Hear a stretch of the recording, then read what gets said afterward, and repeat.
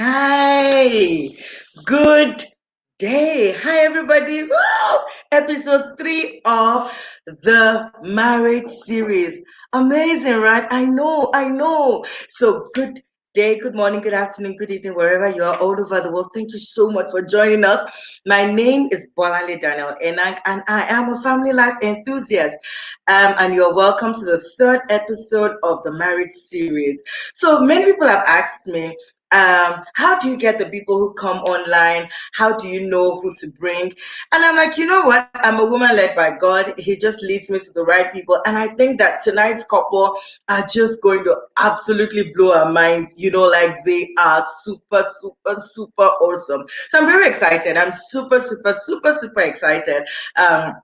About tonight's episode. So I think what I want to ask you, hi Kathy, what I'd like to ask everybody, I mean, first of all, is please share, tell your friends and family, tell them to please come on, that we are here and that we are live. And tonight we're going to be talking on this episode, we're going to be talking about sex. I know, right?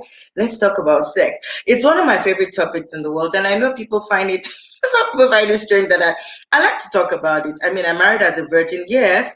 But even as a young Christian girl, I wanted to really know a lot about, you know, what is this phenomenon about, what, you know, even as a married woman, so much that I have, I've learned in the process and more that I feel like I need to learn. And I always ask myself, where do people go and ask questions, you know, about this thing? So tonight we are going to be with a massive, they're amazing. They're a massive couple. That's what I'm going to call them. They're amazing. They are both intimacy. They're called intimacy coaches. They are lovely. So before they come online, let me just sort of introduce them with a quick video, and then both of them will be here. Before I go on, who has been watching? Did you enjoy the family Lucy's on our first episode? They talked a lot about marriage, conflict resolution. Do you know, I've been working on that and it's working so well for my family. And then last week, didn't you enjoy the breakaways? They were super excellent. I know. You know, I've been practicing, especially when it talks about discipline. They were talking about blended families. That was super awesome. And tonight, we are talking to the Akunnas. So welcome. And today is a quick one. Let's go.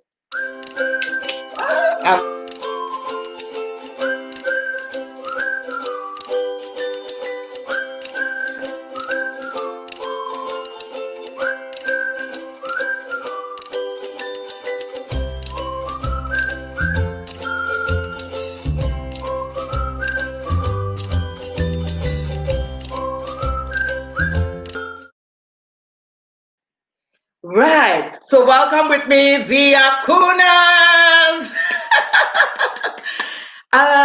Hi guys. Do not mute. Yes. Okay. Hi guys. Please unmute your mics. Unmute your mic and yes, your mic is muted. They'll get that sorted in a second. All right. Yay! Okay, can we see them? We can see them, but we can't hear them yet. He's had a very busy day. Okay, Victor and Chidi, I think your mic is muted. That's what's happening. So if you can unmute your mic, that would please unmute yourselves because you muted. Ready? Da, da, da, da, da, da, da, da, da. Okay, I'm going to take them out of the studio for a second and then we'll see what's happening there. Okay. All right. So they're trying to unmute themselves and then they'll get onto it. Can I just tell you, jump in. start your questions right away. I've got my 9 questions, but you need to be asking your questions. For those who are joining from Capacity Growth Consult, thank you for joining. For those who are on my page, welcome. For those who are joining us via YouTube, you are also welcome. Now, put your hands together for the Akunnas. Yay! Yeah, we're here, we're here, Awesome. we're here. Sorry, I have to move from somewhere else I to know. here. You're a busy couple. Can I just tell you guys, everybody? So, Dr. Akunna, that's the Victor part of the two. He's literally coming out of another conference and jumping right into this. So, thank you so much, guys. Thank you, thank you. Thank you, Chidi, for holding the front, and thank you, Victor. Thank you for having us. Thank you for having us. All right. Awesome. So everybody's here waiting. Let's jump in. I've told them it's an hour today and we're going to fly in and start asking all the questions. So introduce yourselves. So I always say that people are the best people to introduce themselves. I've told people you're called, you do intimacy coaching. Literally you're a sex coach. Both of you. But tell us who you are, Dr. Akunna and Chidi. Okay, so my name is Victor Akunna, and well, my wife and myself, we run Foundation for Family Affairs, and it's an organization that is geared towards helping singles, married couples, engaged couples have thriving marriages. So that is just in summary what we do. So we do this through using coaching. We have books written, we have a website we run, we have a YouTube page, all Foundation for Family Affairs. And why do we do this? Sometimes we've observed that that bad marriages have a lot of publicity. All right, so a lot of people talk about, oh, that celebrity person broke up, oh, this couple broke up, but very few people are capturing the positive side of good marriages. So based on that, we started a concept, more like what we call romance story, where we bring couples to talk about the good experiences that they have, so that they can be like a mentor, a role model. All right, so that's generally what we do. Right. So I remember speaking with both of you for the first time, and you had a very interesting resume. Oh yes, if you can come up, that's perfect. Yeah, okay. You were up a bit. Come up yonder. Super. You want it, yeah? No, you were cool. You came up and you were good. You can take it up a bit more so that we understand. Okay. Yeah. All right, so let me just raise the bar then. All right, Chidi, tell us a little bit about yourself. I thought what you shared with me was quite interesting for people to know. Just a little bit about both of you. Is it how we started? Yeah. You're sociology. She's a sociologist and a lawyer, and then Dr. Akunna is a human resource specialist.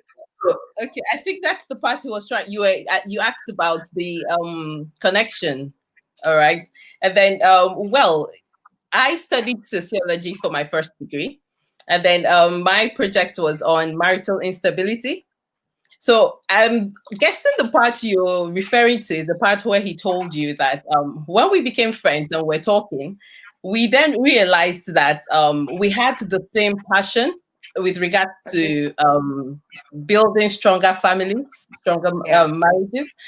And well, that's a bit of it. That's more like a summary. So let me just add to that. The question you asked us then was more like, how did we get into this? And I said that my background is in human resources. I was HR consultant for a while, but I knew that was not the main thing I was supposed to be doing, but I was feeling it in my heart. And then when it was time, I was going to make that transition, and God started speaking to me about couples and things that we can do.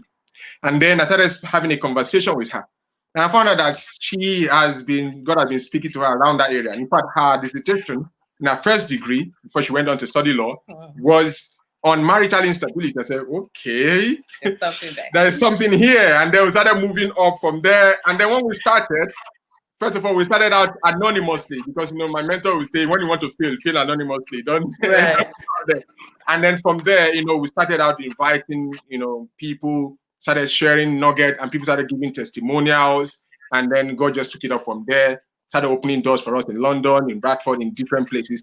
We've traveled above and wide. And then our books have traveled to Canada, to the US, to Nigeria, to different places. So God has been amazing. Has been amazing. Right. Our coaching program for single have been transformational. A lot of the people that have gone through have been married today. Our coaching program for engaged couples, a lot of them have been married today, and and then our engaged coaching program for married couples has been something else. So, how God can start something just with a little light. Yes, yes. And then they say, like, this little light of mine, let it shine. Today is brighter, and it can only get better by God's grace. Right. Thank you both of you. How much God has done with the whole thing. It is. Awesome. And like I said, and Dr. Akunna, breathe. I know that you've been talking for the last how many, you've been in another session, and that you literally jumped into this. So it's fine. You can breathe a bit, and I can catch up with Chidi first. All right. And then we jump to you. That's all right. All right. Nice. Okay. So both of you, I'm very excited about the fact that professionally, this is part of what you do. It's a passion, something that has resonated with you. And I think for me, as I continue to do this series, I'm realizing more and more that marriage is an assignment, that you don't just marry somebody just because you think you're in love. Love is important. You can see me, I'm shaking. I love romance. I like love. Today, my body has been shaking, like I want to hear more. The red dress says it all. The red dress says it all. But honestly, I know that as we talk about, like Mr. and Mrs. and all of that, I really think that this is such an important topic. And please, like I said, guys, start your questions. We're doing this for an hour. They're busy people, so I really want to push quickly. Share, tell people about them. Guys, quick one. What season are you guys in your marriage? That's a good question. That's good. That's a very, very good question. Okay, so we will say we are still at the building stage. You know why? Because we are big dreamers. Big dreamers are always building. You don't get to that point where you think, oh, I have arrived, and you begin to, once you have that mindset, you begin to plateau.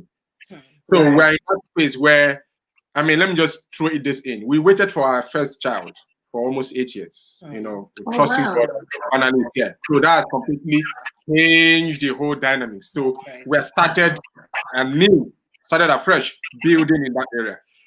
All we've been talking about, how are we going to raise him, how are we going to form our family values, or do our family vision. Now it's a practical set. So we are building that.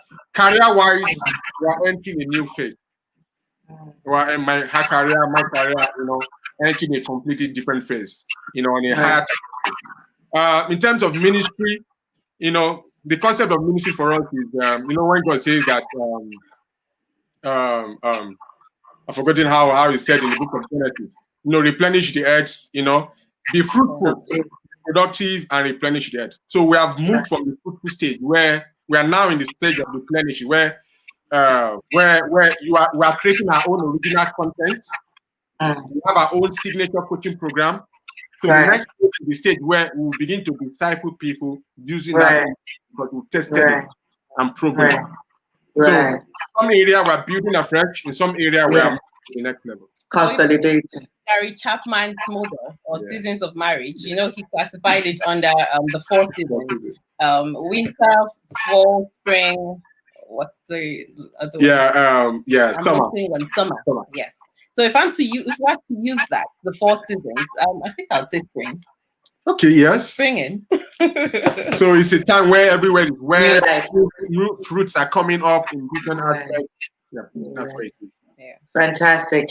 So I know that both of you are based in the UK. So and you lecture in the university, and she's also a professional. My question is, why sex? Why sex? Why intimate? When we talk about intimacy, it's not just limited to sex. You see, intimacy is that point where couples are truly open to each other. It's a place of no pretense, no judging. So I feel safe opening up to him because I know what I have to say would be accepted without him judging my actions or inactions. It's a place of vulnerability. Right. So sex is a part of it. Hmm. But sometimes people say intimacy, they kind of just capture it with the word sex. But sex is a part of it, because when we talk about intimacy, we talk about different aspects of it: mental intimacy, spiritual intimacy. Yes, mental intimacy. I saw the look. That's the point I'm a student. I'm listening. that's the point where we connect intellectually. Hmm. Okay, so what you find sometimes is that one couple between the spouses now, they get married, and one starts improving him or herself, and the other isn't. At that part, you begin to notice a mental gap. Right. Okay, so mental intimacy is that point where I'm improving myself, he's improving myself. As he's going up, he's pulling me along, he's ensuring that I'm being exposed to the kind of things he's been exposed to, the kind of information he's been exposed to. He sees something and he wants me to also be in tune, more like, oh, have a read as well. So it's that point. So there'll be that gap won't be there. When he's talking, he won't be feeling really irritated that I don't understand. Okay. Now, if you look at it, you talked about us being professionals. As a lawyer, he would make that effort to want to know, to want to understand my field. So can you imagine if I had things to talk about at home, probably about what happened at work, and he's not even clued on. He's there, like, what's she even talking about? At that point, I would feel, okay, he's not the best person for me to be talking to. What you find is that I would go off, find someone else I can talk to, and at that point, I'm in intimacy with somebody else. Go.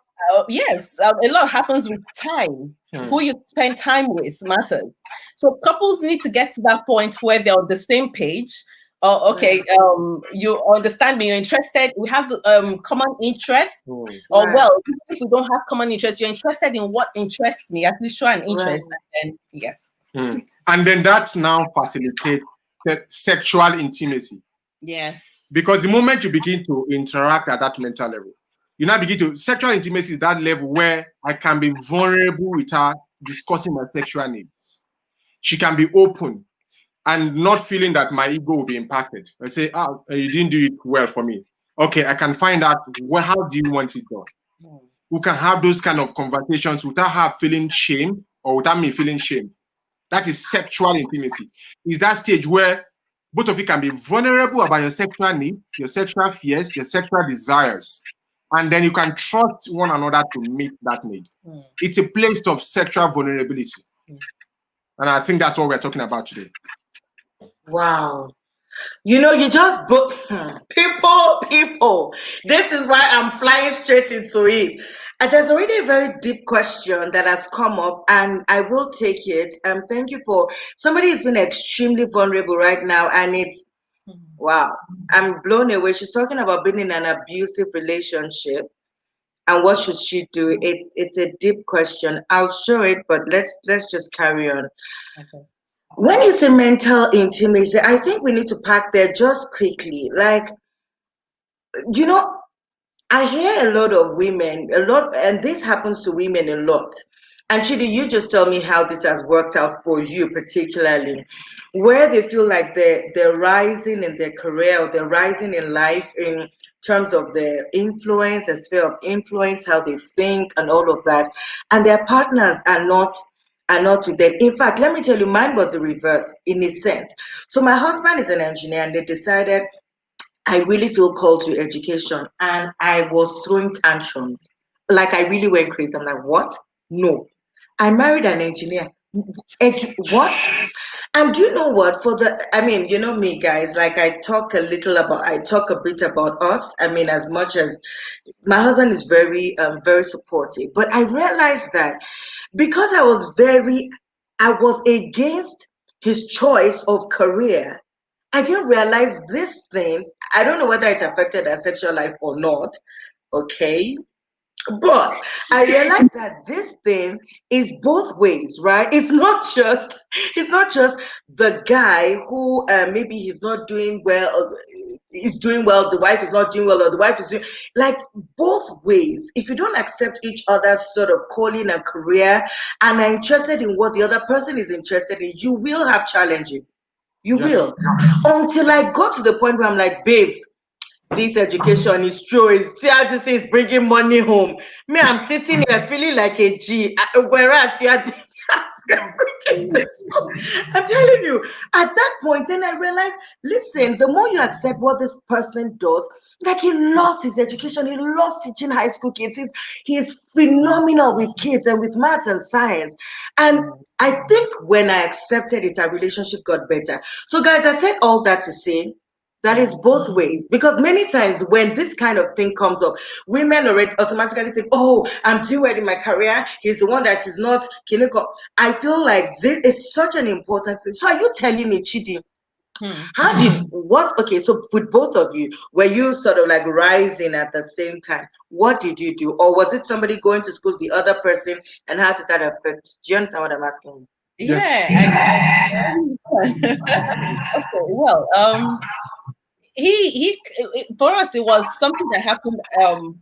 We wanted it at the same time. We didn't want one person stopping and Yes, the other person feeling like they're um lost. I'm not achieving what I would want to achieve, because that's also very big. If I, as a woman, get to that point where I don't feel fulfilled, I don't feel I'm doing what I would want to do, it would Yes. impact on our sex life. You know how women are more like we just go with the whole thing. It's like everything is connected. Mm. So why would you come to me and want me to have sex with you when this part of my life is not working? I feel really stressed out about it. Do you see? So it would affect matters in the bedroom. So for us, it was a case of both of us doing it. It had its own. It was kind of challenging, but we walked through it. Wow.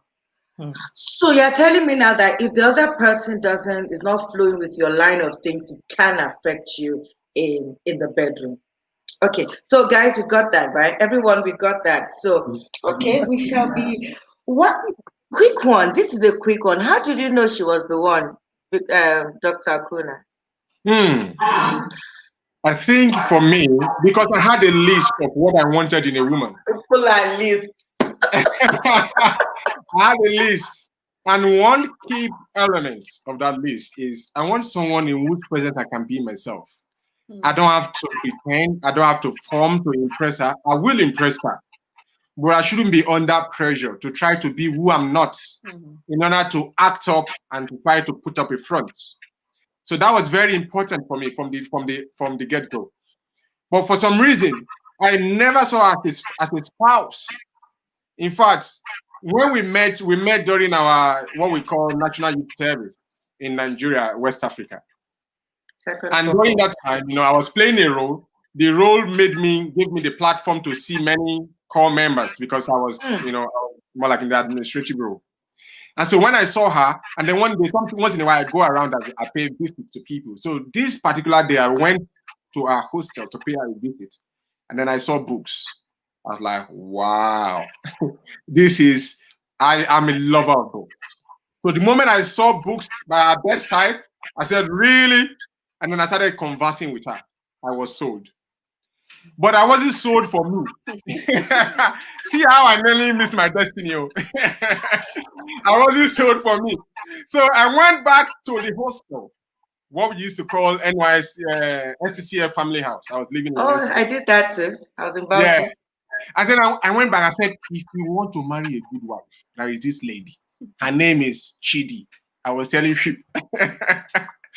And then when I went back home to Lagos, and then we kept on conversing because we became very good friends. And I would tell her, I'm interested in this lady. I'm interested in that lady. I'm going to ask this lady out. I'm going to take her out today on a date.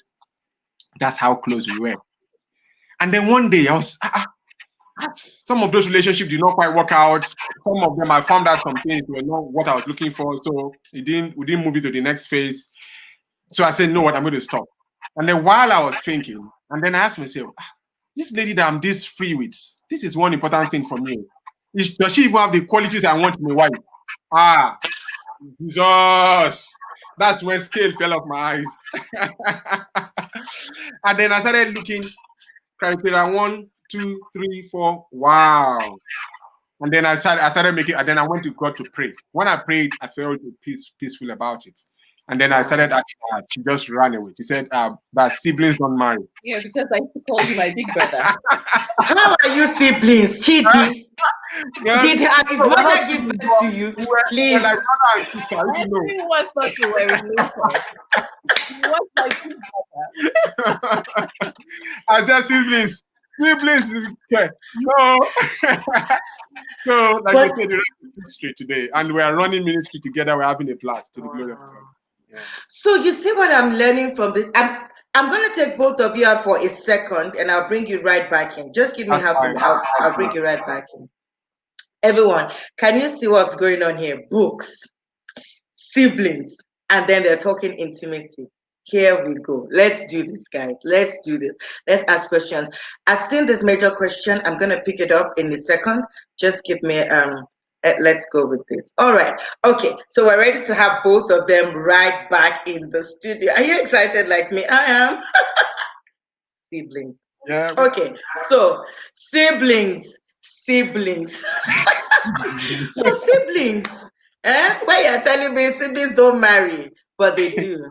Because now today you're doing this work. So tell me about. So we've talked about the mental, about the mental compatibility. So I have questions for you. Let me go to some of my main questions, guys. Why do men and women have diverging interests in marriage? In sex, because it looks like from all research, men view sex in a particular way and women do it in another way. And then, so I'm going to combine two questions. And then, what is intimacy really in marriage? Because I figure that intimacy, you tell me, does intimacy lead to sex, a better sex life, or does a good sex life lead to intimacy in marriage? You got that? Yes. Let's go. Over to you. Yeah. Sure. So there are different reasons why male and female have divergent views in sex. I was speaking generally now. There are specific, what do you call it now, differences. There are specific exceptional cases. That's what I was looking for. So, but generally, biologically speaking, we are different. Our makeup is different. All right. So most times, guys are easily turned on. Like most guys are turned on because visually. Sometimes it takes a woman longer. So biologically speaking now, it's like they say a woman sometimes like a big ship where you can't just turn it immediately. You have to turn it gradually. That's why for a woman, we always advise guys, husbands, to start in the morning. In fact, start a week before to begin to put your wife in that sexual mode. There are exceptional cases where it can happen like that, but usually a woman needs to get in the mood. Help her solve some problems. Help her run around. Help her do stuff. Make her feel loved. Speak her love language. Find out what is happening to her. Don't only do that when duty of nature is calling. Do that at your normal behavior. Don't do it only on February 14th. Do it on a daily. In fact, we have an hashtag we do. Hashtag I subscribe to Daily Valentine. Make Valentine Me a daily, too. make it a daily experience. Because the time when you make it a daily experience, it's much easier. Sometimes, again, apart from biology, sometimes it's culture. Culture has some rules that are located some male depending on the part of the world you come from. If you're from Asia, for example, where we have hierarchical, where there's a hierarchy, what do you call it now?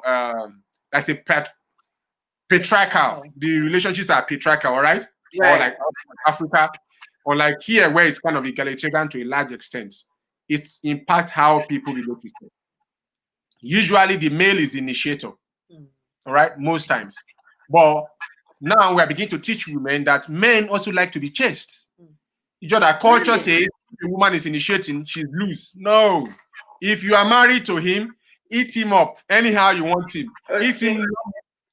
If you eat him breakfast, lunch, dinner, you have free license, girl. Go, girl. I mean, he's your husband by covenant. Nobody should be legislating your marriage. Okay, so culture has a way that can also impact how men view sex. So makeup, culture, and then sometimes the person's personal makeup. Right. The family grew up in. Some people have some understanding perspective about sex, which can shape how they handle sex. And then the next question, which I'll allow my wife to take, is intimacy. Does intimacy lead to sex, or sex lead to? I'll just say some things there. Now, one key thing about intimacy leads to, when you have good intimacy. What is intimacy again? A key word intimacy is vulnerability. Really? You see, some people can be in the same physical space and not be in the same emotional space. That's why you see some people, they are spending time during lockdown, but they are in a different world. They're connecting and speaking to the whole world, but they're not speaking to the person beside them. So they're in the same physical space, but in different emotional space. They are not even connecting. They are not happy with each other. So there's no intimacy. It cannot lead to sex. If she gives you sex, it's because she wants to be a good wife. It's going to be mechanical. She won't be involved. It will be like, okay, so that they will not say I'm a bad wife. Oh yeah, come and do. Have you finished? So that they will not come and kill me here. Your mother will call me tomorrow. That's not the kind of. At the end of the day, she will feel used. That's not the experience you want. Right. It's an opportunity for you to serve your wife in the most intimate way possible. It's like, the outer court. There is an outer court. There is an inner court. There is the Holy of Holies. The Holy of Holies is not for everybody. It's for the high priest. Yes. So high priest need to enter there with a sense of urgency, a sense of respect. You are the only one that is legitimately responsible for fulfilling that role. Right. No other priest can enter the Holy of Holies. Otherwise, they will die. They will have to pull them out to the rope. So take that seriously and do your role very well. Right. Rest, because we're still coming. Chidi, does intimacy lead to sex, or does sex lead to intimacy? No, like he said, okay, if intimacy is in its right place, sex will blossom. If a woman feels love, if a woman feels very safe with her husband, intimacy, he said, is a place of vulnerability. Intimacy is a place of safety. If she feels safe, she would feel there'll be that thing to want to open up to him, to want to help him, okay, to want to just love on him. There'll be that rush of positive emotions, and you want to pour it on this man you love. You see, so if intimacy is done well, if there's intimacy between the couple, their sex life will flourish. Right.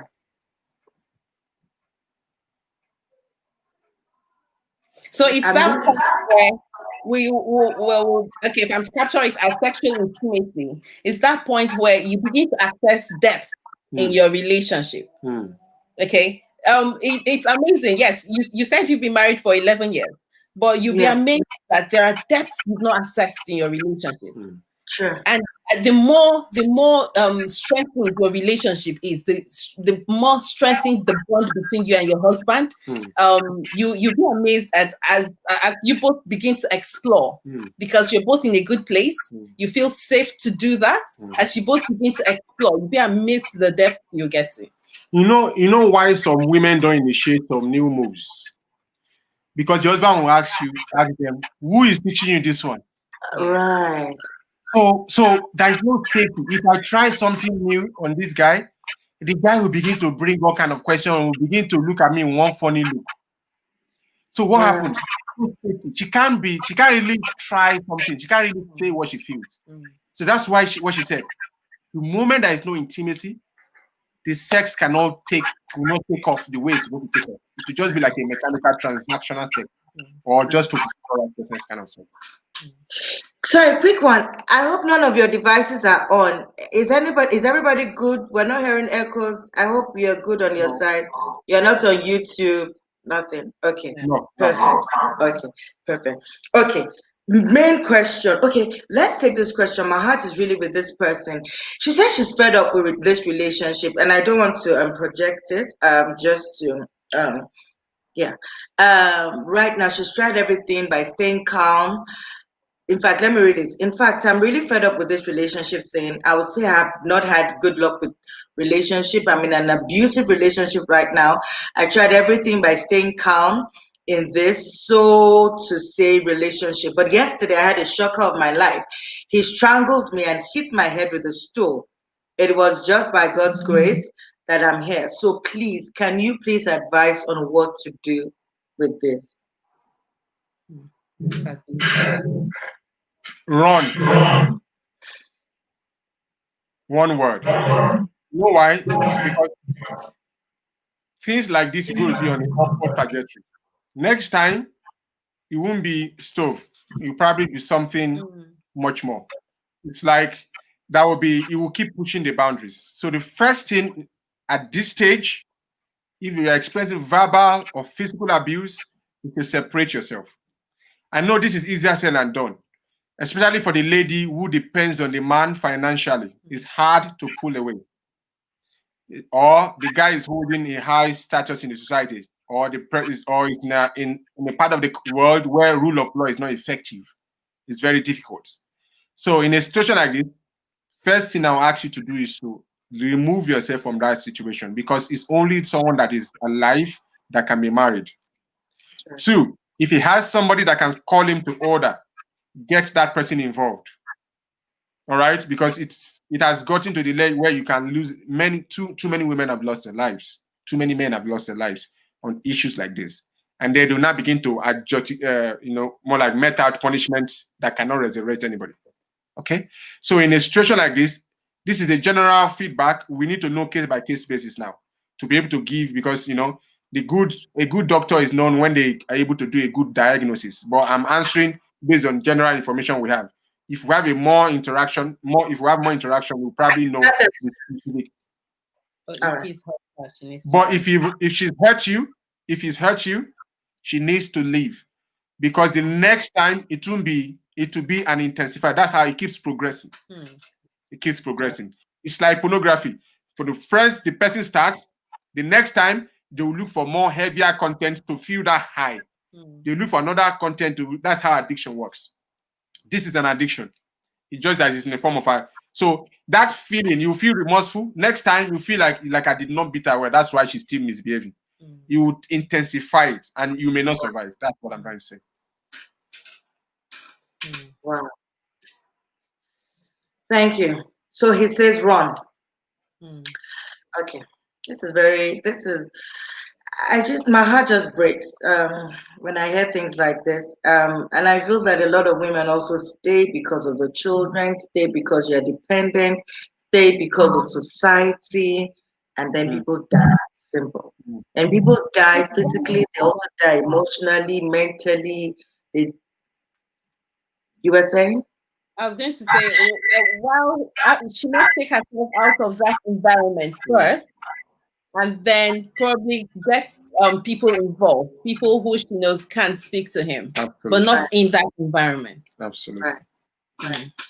Okay, so I'm going to pick people's questions and go on. Mine, I can leave it. Many African women, let me project the question so that you can see now. A high percentage of African women don't have orgasm. What do you think is the solution to this? Now, is this an African women thing, or is this a woman thing generally?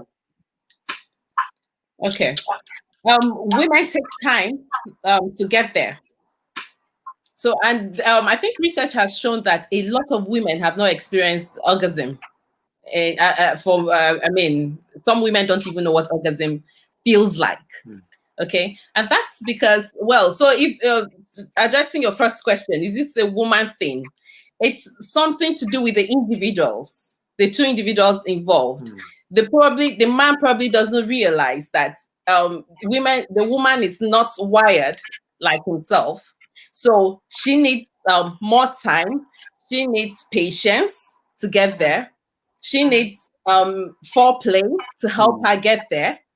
Okay, so it's not like the way he was saying earlier, men get easily turned on, most men, because there are some men who don't. Men typically get easily turned on.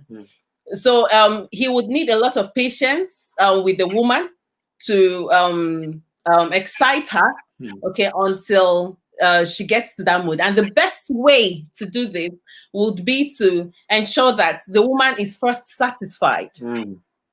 And then, because it's easier for the man. So when we say a lot of women don't orgasm, it's because the man is not probably is not aware of what he should be doing. He's not aware of their biological differences, their physical differences. He's not aware that there are things you do to a woman that would help her get there. Okay, another bit is he's not patient to walk her through it. Because like he said, the woman is like the sheep. And when a sheep is being stirred, it takes a while. So you need that patience with her. Then they need to get to the point where spouses need to get to the point where they communicate. Okay, and the woman feels, she said an African woman. African women do not also realize that they need to speak up about how they feel. Okay, you need to communicate how you feel to him. If what he's doing is not pleasurable, you need to let him know. Then together you both can research what to do, parts of your body, like sex therapists to tell you that, okay, if the problem is that the man comes very quickly and does not realize that the woman needs some time to get there, then you both can start with this play where you just begin to explore your bodies. Okay, so he takes his time. Now this is a day where you say, it's not for sex. It's for us to discover ourselves. Okay, so he begins because there are parts in a woman generally that has been said to turn her on. Like where? Chidi, like where? Let's not like okay. No, wait. I'm gonna say some. But then there are you need to also understand your wife. Yes. Because okay, they say like the neck, the back of the neck turns a woman on. What part of her thigh? Inner thighs. Okay. So but the thing is, you also need to not forget that your wife is an individual. So that part may not turn her on. There are people who just meet their wives and they say, I am a heavy kisser. Oh, so she should love kissing. But it may not be. So you need to also understand your wife, explore. So for that session, I said the sex therapist would advise that couples take time to then explore their bodies. Oh, you try this. Oh, how does that feel? Oh, does that give you pleasure? Did you enjoy it? And even just watch how she goes. If a woman loves what you're doing, she would whimper. There's a way she would behave, and you will know that, yeah, I got that. Okay. So when we are in the mood for it, I will do more of that. So point I raised, they need to communicate. He needs to be patient. What was the first one I said? Yeah, so know her body, communicate, be patient. You to speak up as a woman. Speak up. But can I ask you a question? And I know you probably think I'm crazy. What if a woman has perfected the act of and nothing is happening, but just because she doesn't want to make her husband feel like, it's not happening, that she just goes, and then the day she now decides, okay, let me be honest, this thing is not real. Then the guy goes, but you're always acting as though, I'm getting it. I'll ask that woman, why would you do that to yourself? Why would you do that? Maybe she's trying to protect her husband from feeling that he's not, he's not managed. Yes. There's no need for that. Now, when we talk about vulnerability, we said it's a place of openness. So you're being open about your sexual life, and couples need to aspire to get to that point where they can truly express how they feel, Okay, so like when she said she brought it in the African context, an African woman needs to learn that yes, my culture has taught me that I wait for the man to initiate sex. I don't talk about sex, but now I need to realize that we need to discuss these things. Okay, so we can also a pleasure. It's intended for pleasure, and it's for both of you. Absolutely, it's for the man as well as the woman, not just for the man. So you need to be enjoying it as well. So drop the pretense and let him know how you feel about it. Yeah, let me just add this. Now, if you now decided to tell him the truth, don't just drop it like bam. Like, in fact, I've been trying, like some men used to do. They maybe the wife have been cooking some soup that they don't like. Now say, you know what? I'm tired of this soup. This soup is sorry. You're going to experience trouble. Right. Gradually, it's called progressive disclosure. So you can tell him, oh, you know what? Yeah, don't just drop it like, let me just say my mind, though, and let me say my mind. Let the devil be ashamed. Don't try that kind of saying your mind. And introduce it gradually. So the best way to do this is to say, you know what? It seems like my body is changing. Let's try some new things. You are gradually guiding him away. Because if you also don't want him to get to that point, because guys, some people who contend with this, they're very touchy when it comes to their capacity to satisfy their wives. Right. You want to be the lion in the den, in the den. You see. So what you want to do is, do you want to break the relationship, or do you want to have a sexual experience? If that's what you want to have, sexual experience, then you have to be patient about how you tell him. Right. If you just want to tell him your mind and you don't care what comes after, then you can tell him your mind. And whatever happens, you have to patch that up. But if you want a satisfying sexual experience, we always recommend progressive disclosure. My body is changing. This one is no longer working for me. Let's try something different. Right. All right.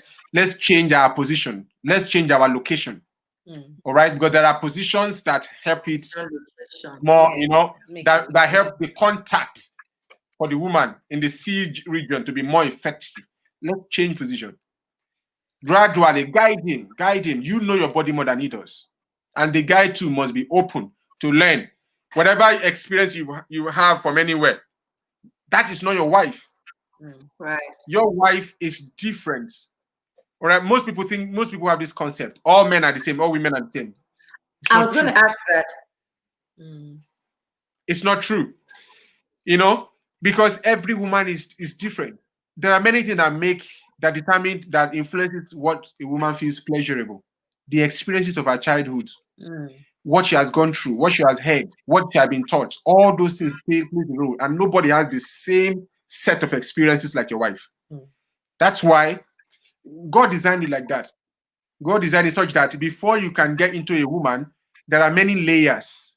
Because in the process of doing those layers, you are discovering. The fun is part of the journey. The journey is part of the fun, rather.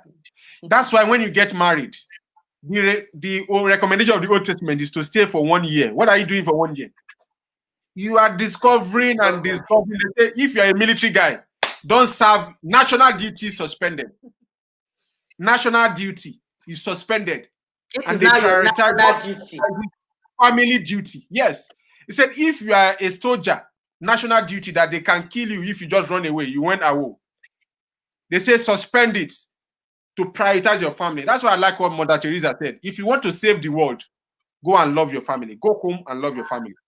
Most people want to save the world. They want to be the GO, general merchandise, this general manager, GM, CEO, but the home is falling apart. But the strategy that God does is that who wants to be a bishop, that wants to be a leader, he has to be a husband of one wife, his children must be. So his home is the yardstick for praising him in the society. But it's the other way around. The people we model now are people who are cheating all over the place. And that's what people, because they have 200 million followers, 2 billion followers, they have more voice than those people who have legitimate messages. I hear you. Wow. Okay. This is getting deeper and hotter, and I'm looking at my time. My question, it looks like when we talk about sexual satisfaction, it feels like it's women that have the challenge more than men do. Right or wrong? True or false? I think it depends on each family. But the narrative, narrative that is pushed out by the media in conversation is, look, that's the narrative that is being sold, particularly in Africa and in developing countries, But is it where true? women are supposed to be seen and not heard. So that also translates in the bedroom. The woman just sits there. The general concept of sex is for procreation. It's not for bonding. It's not for connection. Pleasure. It's not for pleasure. It's not for companionship. Mm. So it's only hung. It's only the only. That's one label. Procreation. If you're not procreating, what are you doing there?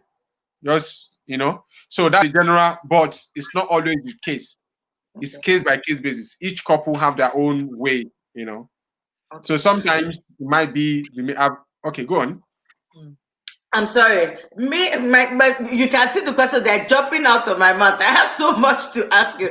People, please, all our guests on the call, please send questions. They are here. Let's send questions.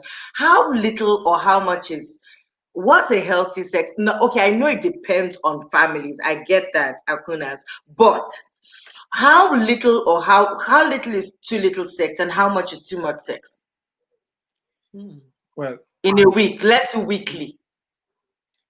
Well, I think you've answered the question. There is no specific. You know why?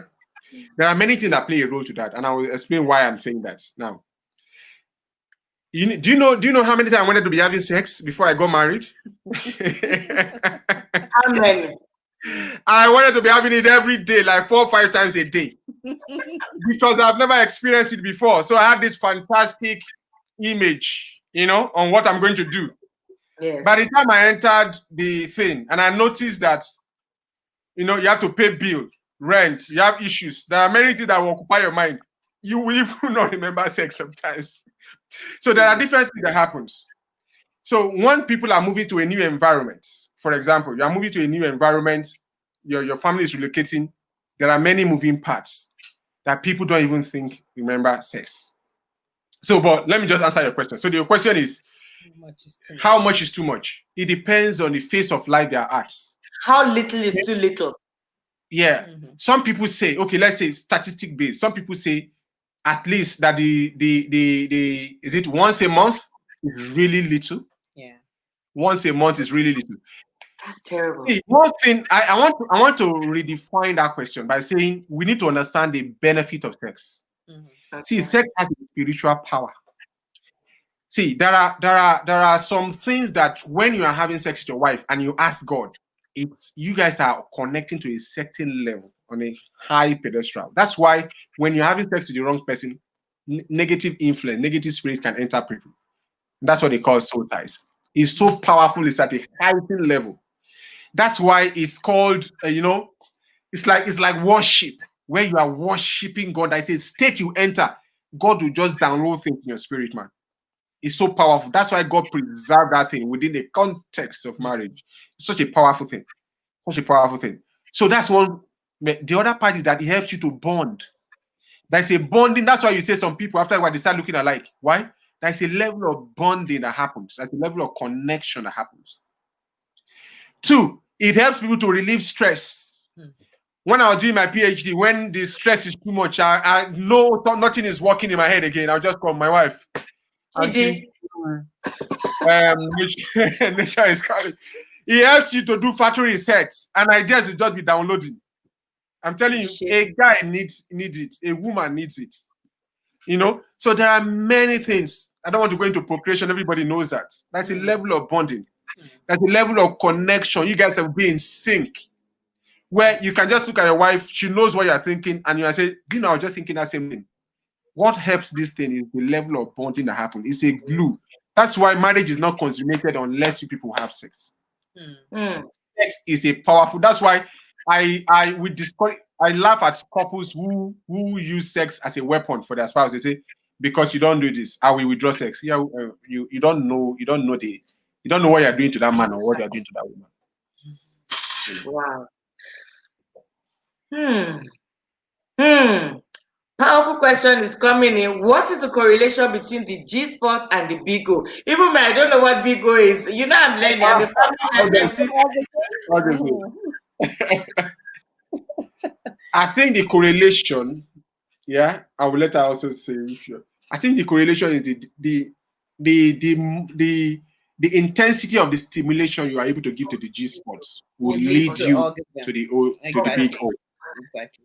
Yeah. But yeah, okay. It will So lead it's you to stimulation of your organs that would yeah, help you to lead yeah, to you said that. of the G spots. Would lead to orgasm. Yeah, that's why. And then so the G spot is like the holy of holies, but there are the outer courts, which is kissing, which is touching the erogenous zones, which is foreplay. You know, like my wife suggested, is the best form for sex. Get your wife there, and then you can have your way. Because by default, by biology, male guys often get there first, faster. So the best thing, take time to build her emotion, connect, touch all the right spot that she's responding favorably to. You know, because those right spots can change over time. For example, after childbirth, her body can change. Yeah. What she finds in may change. Yes. After menopause, what she finds stimulating may change. After some experience, trauma, what they find. So that's why, see, the best sex ever is when you keep exploring. The journey itself is part of the ice cream, it's part of the excitement. Don't just try to run and park the car. No. The driving, even when you're driving a very good car like Rolls Royce, your goal is not just to get to the destination. You're enjoying the ride. The car is massaging your back. You are turning, touching the button. The whole thing, you are checking the windscreen. The smell of the leather seat touching your brain. Oh my. Something like happening. So when you get there, you're not smelling smoky. You're smelling, you come out like you are just delivered fresh from bakery. You know that you came out from a good car. Don't just drive all those kind Toyota car that just get there. No. But there should be room for cookies. Though. That should be room, yeah. There should be room for cookies. High five. Because there are times where you both are busy. Yeah. So where you just let's catch this. You know, quickly. just snack. Yeah. You know, like when you come back from church, the food is not ready. You quickly have some things you quickly snack on. You know, just snack so that the children will not die of hunger, or the man will not die of hunger, or the wife will not die of hunger. So you should make those preparations too. Yeah, it's part of the. When life is very busy, you do the quick catch and then keep going. So what I'm hearing, thank you both of you, I'm feeling you. So what I'm hearing is there's seasons of life that affect the spontaneity and the frequency of sex. Sometimes life is busy and you can't now expect this long touching, but there are times that even at that, you still need to catch up, have your quickies. I think a lot of people call it that. We do too. Quickie, you want a quickie, let's have a quick. So I always say that there's something called drive-through. You know, I listened to, I think Pastor Abu Roku, he preached this thing about 10 years ago, and he was talking about McDonald's. You know, there's drive-through. Then there is 5-star hotel. So there's the 5-course meal. And there's the quick McDonald's. Like sometimes, babes, how far? Let's drive through. Sharp, you know, everywhere else. But you cannot live on McDonald's every day of your life. So there's space for the 5-course meal. Okay, let's go there. Now, why is pornography a problem? So I want to give you a scenario. I had somebody, let's just say somebody, I had a friend, and she said to me that I think the guy had indulged a lot in pornography. By the time they got married, he just could not have sex. I mean, that was the worst case I ever heard. And I'm like, what?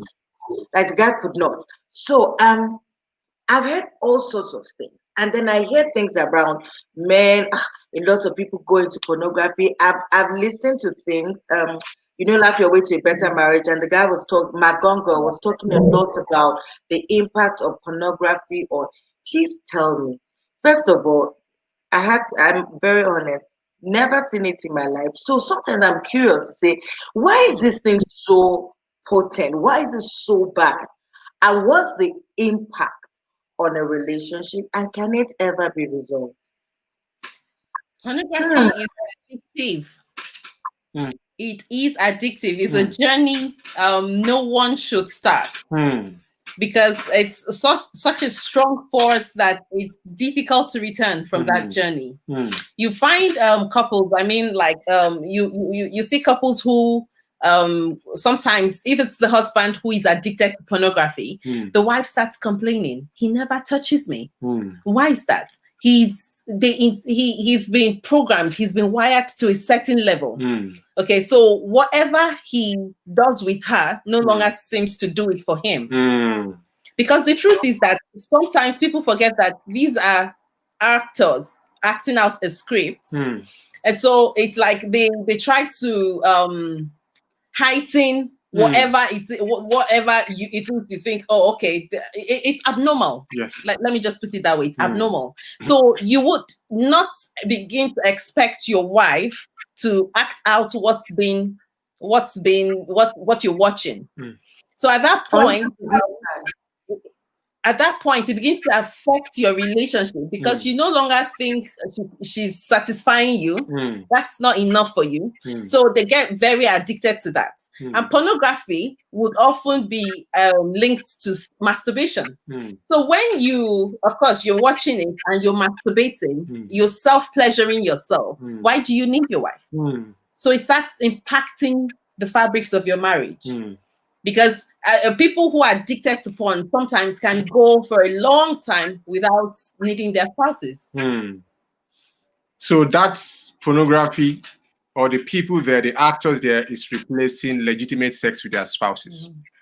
That's one. Number two, pornography redesigns the brain. There is something called neural pathways. It's like a road through the brain. The moment the person starts viewing pornography, what happens is that a neural pathway on how to be pleasured is formed in the brain.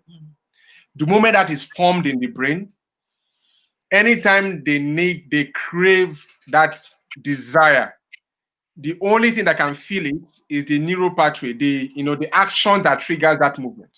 Right. Which is usually not their spouses. So they have to go after that.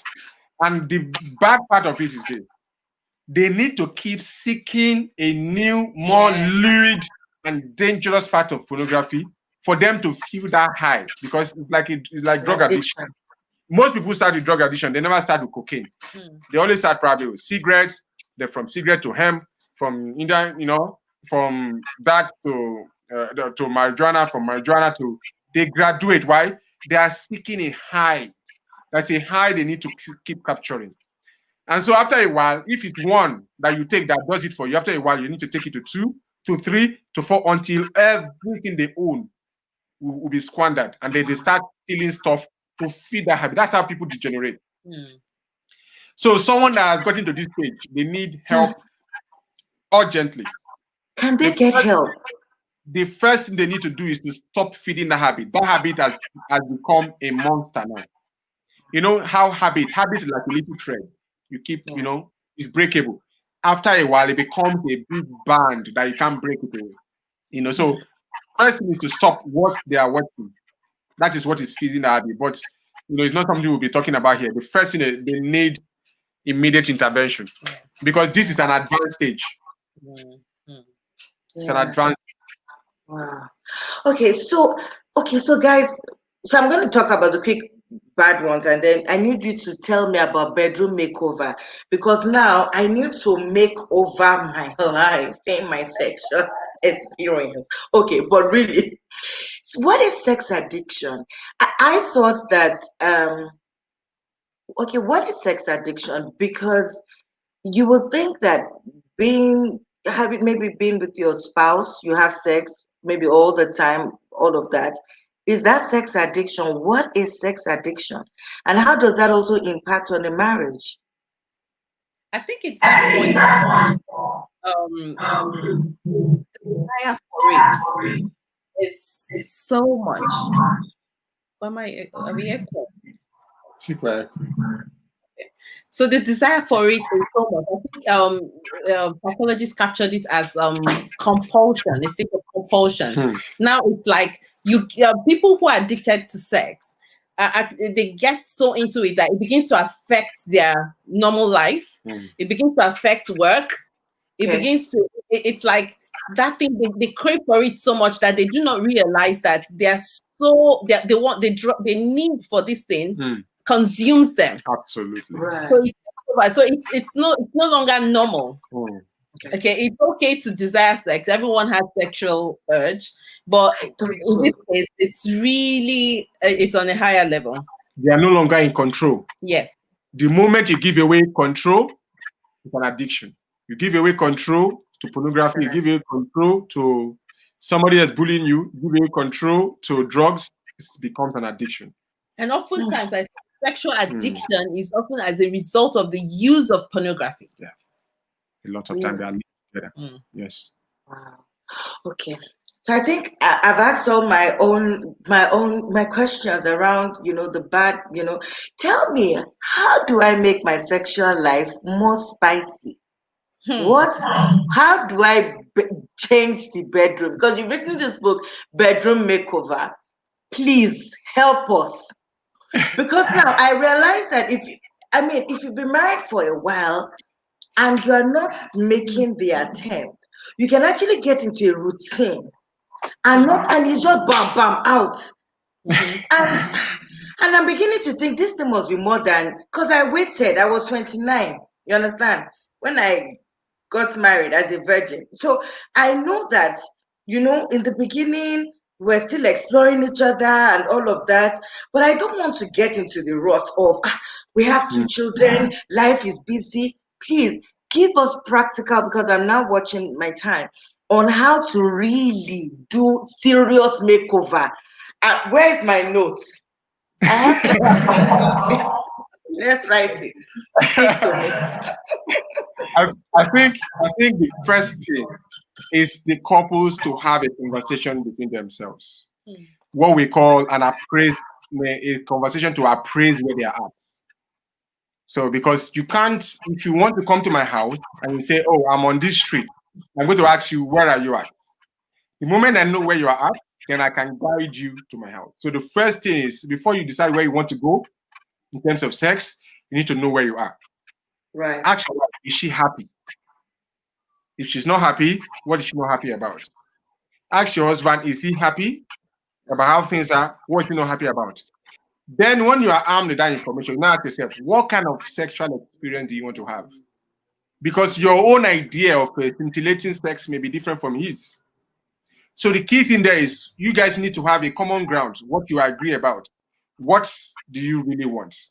So from there, you now begin to come up with, why do we want this kind of sexual experience? So one of it may be, see, this, you are the only one who God has given me the right to do that for, can come up with your own reason. Yeah. Now, so from there, now begin to come up with your own plan. So we're going to give some suggestions about what people can do. Okay. Number one thing is this: remove monotony. Remove routine.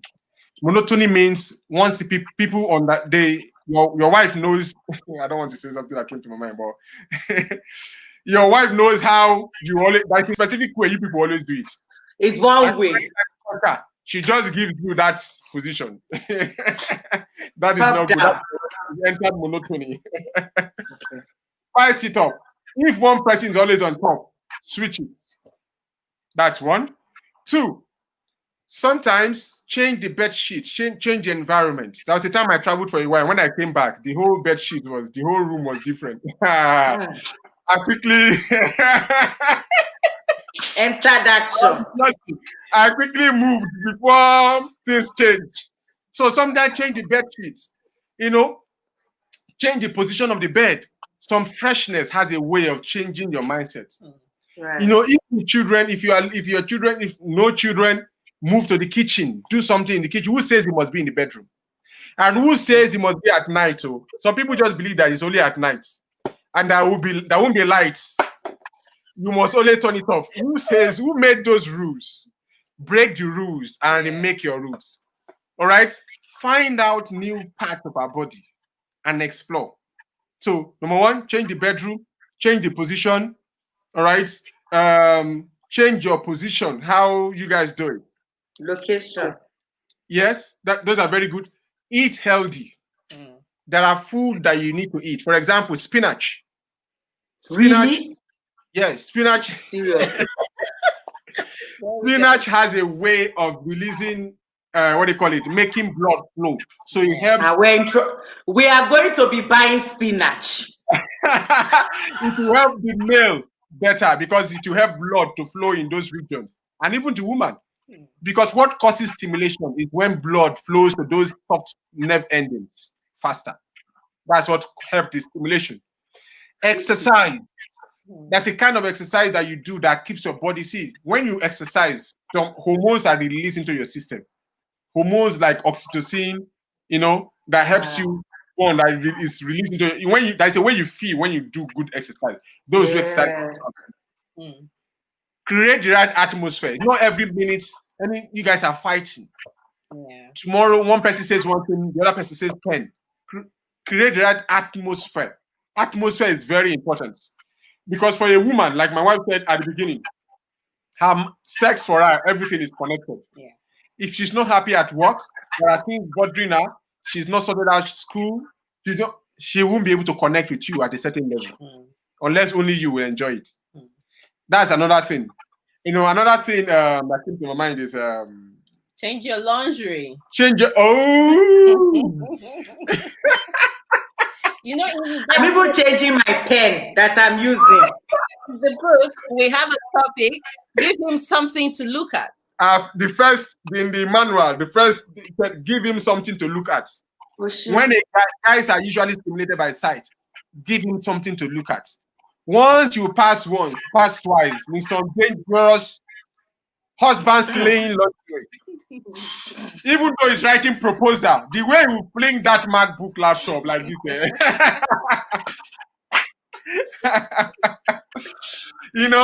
I'm telling you.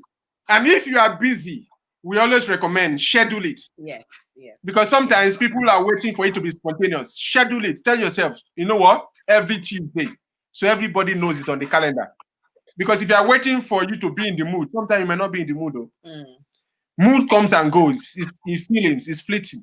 Schedule it sometimes. Say Tuesday night is so night. You can start working your mind into it. Prepare your mind. Yes. There are many other things, but these are like key. But Dr. Akunna, don't say there are many other things. Is this many other things we need? Spinach. What? That's shocking. Spinach. So your diet can affect your.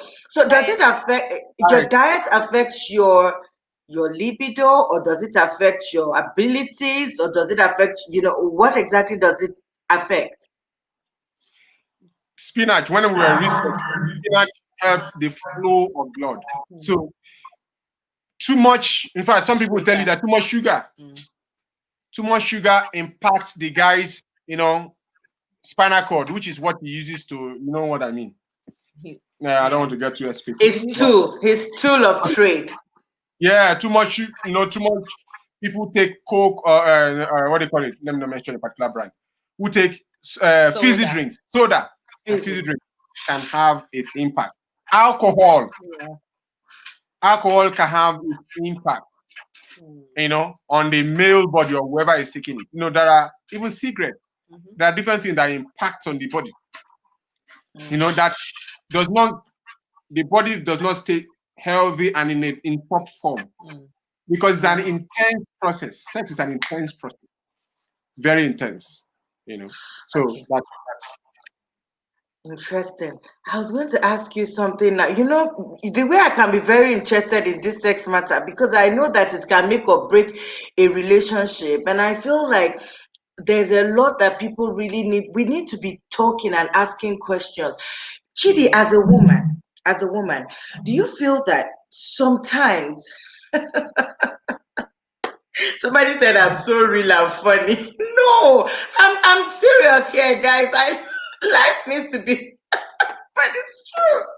This is who I am. But anyway, so Chidi, as a woman, do you think that sometimes, you now have the baby, your breasts are sagging a little bit, the tummy is big. I mean, I'm doing aerobics now for 1 year. Like, the circumference has not gone down fully, although I break it and I come back. But do you think that so sometimes, can I just tell you, I feel sometimes that, but babe, the husband that see me all the time, what if I really start doing all this lingerie, something, will it really make a difference? Like, that's now me in my mind. Do you understand? Does it really make a difference? No, seriously. And then another question on this is, you know how sometimes women can, although I don't do that, I hate that, when you just go around your house in PJs, your mouth is smelling, you haven't brushed your hair, you just look crazy. I just think that that's irresponsible, to be honest. I can't. All right. But I can't deal with that personally. But do you think those kinds of things can be repulsive, where you just don't, and then even, you understand what I'm asking you here? I kind of Somebody's understand. asking another question here. How does self-esteem and self-confidence affect intimacy? Sorry, Okay. we're back. It's good. Now it's about because you may wear the laundry and not feel good, or he might look at you and be tender. Okay, so in that case, you need to deal with your own esteem, your self-esteem. If you don't feel you look good enough, I don't think, when they say lose weight and all that, you shouldn't be losing weight for your husband. You should be losing weight because you want to lose weight first. The other one would be an addition. Okay, I want to make him. I would like him to look at me and be happy with what he sees. But first, I should want to lose weight. I should want to look good. You see, so in that case, it motivates me because I want to. There's a way I have an image of myself. Absolutely. Okay, how I want to look. It motivates me to want to see what I can do, and I think we need that self motivation for exercise, especially after having a baby. Exercise is great. When I begin to look good, okay, it starts to affect, influence my esteem, and I feel better, and then I feel more confident to wear certain things. I feel more confident to want to do whatever to get him excited, okay, to give him something to look at. You see, so I should be modeling in the house, like sometimes you just act like you are not really doing it, but you just wear something like, this is my normal. You just walk around, you act like they're not. It's not. No, it's not the same. He's timing you with the corner of his eyes. He might look up when you're not looking and look down again, but he's watching. I like this. So basically what I'm hearing is, and we're rounding up now, guys. So what I'm hearing tonight is, change your position, change your location, change your mindset, grow together as a couple. When there's a mental disconnect, it does affect the sexual disconnect. About your sexual connection. Then also, look good for yourself, man and woman. Look good. I mean, you want to be, somebody that you are proud of yourself, somebody that you can present. And I mean, this is my 2 cents to women, especially. You have a new baby. It's not the end of the world. You will not be the last person on earth to have a child. Take care of yourself still. Take a bath first thing in the morning. Try. I know you have 45 children. I get it. But still try. And don't, look good. The house shouldn't now start stinking because you have a baby. Because what you're modeling is what your children are also going to pick up in life. So I'm hearing that, look for yourself, feel good, and then make the effort. If you're always on top, go under. If he's under, go side. Change these things. Oh my God. Eat spinach. Dr. Akunna, I'm going to hold you to this one. If spinach does not work, you and Chidi, you are in trouble.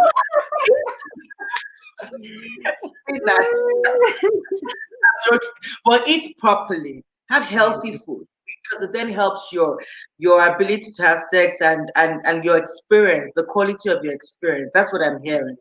And then you said something very major: be vulnerable to each other. That is what intimacy is.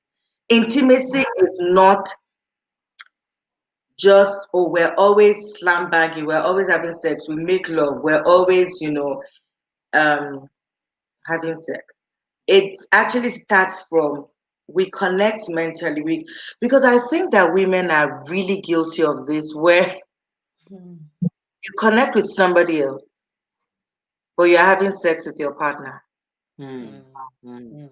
So Mm. it's really you're making love to somebody else in your mind, Mm. in Mm. your emotions, and then you're Mm. just having a biological experience Mm. with your partner. I think that, and I'm sure that also probably happens to men if they're having affairs or something. Yeah. You're Mm. just feeling all righteousness at home, Mm. um, because there's somebody else who is catching your fancy, who is Mm. satisfied, who makes you feel good. I've also heard about women, and I mean, for the first time, I'm actually saying a lot about what I think. I typically keep quiet, but I've also I've seen women who pull down their husbands just Mm. because you don't want them to have a big head.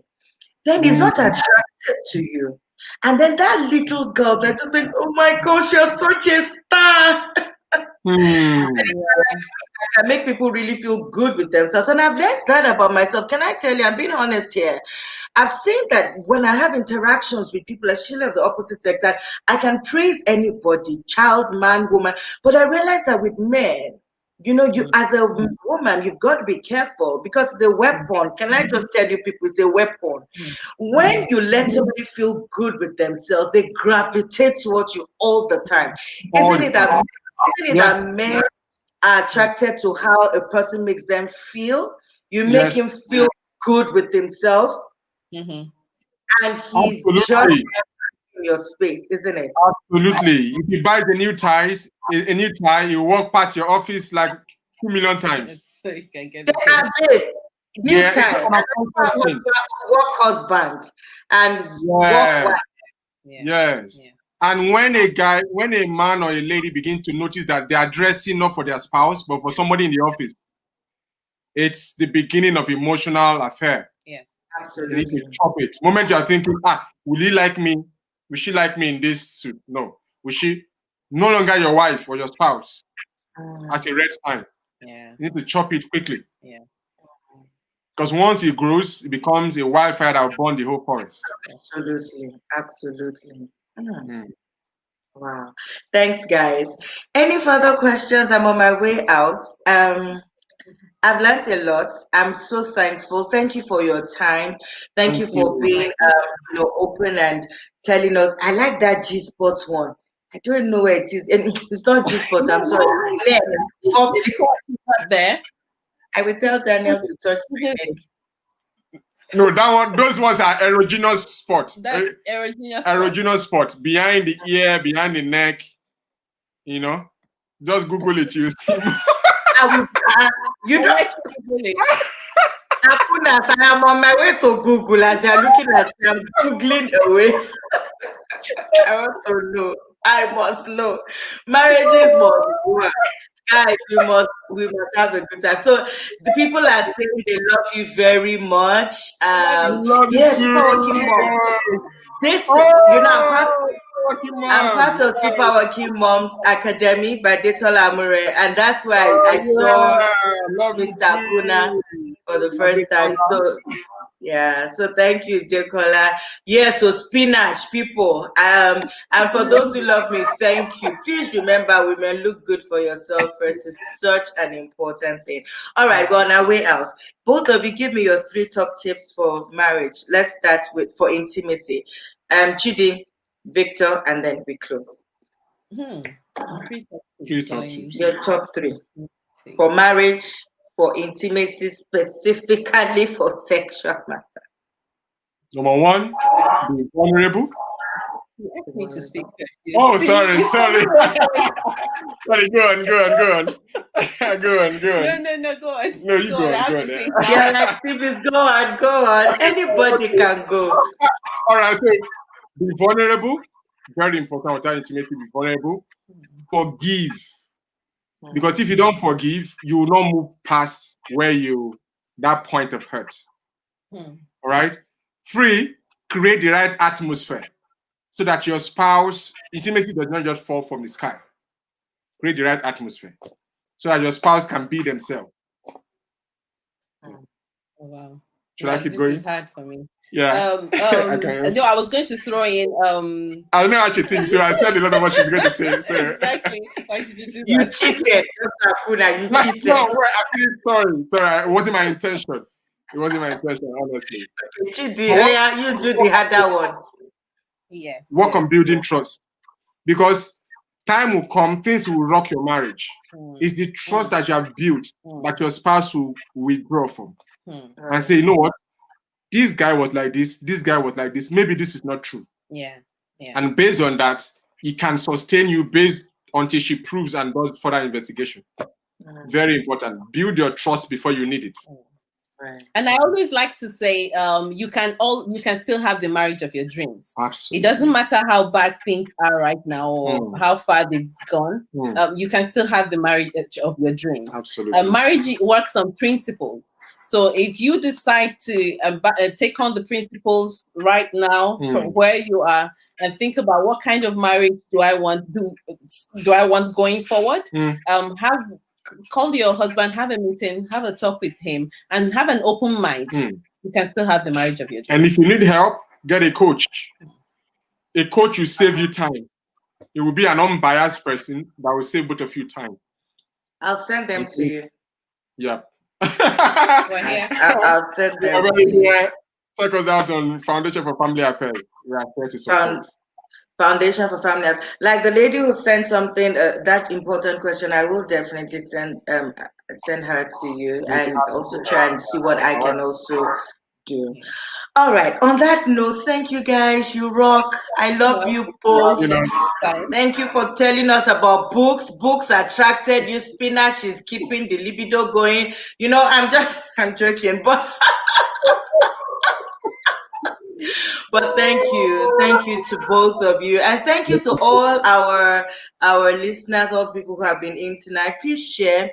Send it out to people. I know it lagged a bit, but you kept hearing. So let's just keep going. Yeah, Funke is saying thank you. And people are saying thank you for a wonderful session. God bless you both. All right. Thank you. You can say good night to everyone, and I'll see you on the other side. All right. Bye-bye. All right. Thanks, guys. Okay, I'll see you on the other side. Give me a second. So, everyone, thank you so, so much. Thank you for being here tonight.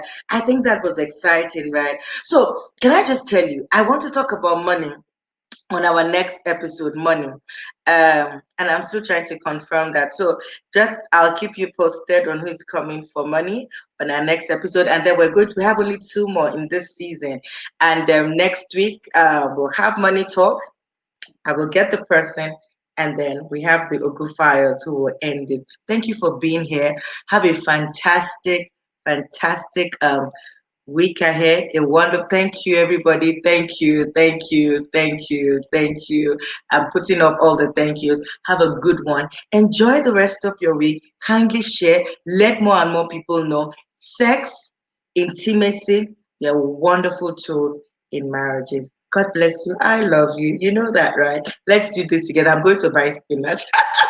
Enjoy your evening and have a good one ahead. Bye-bye. Bye-bye.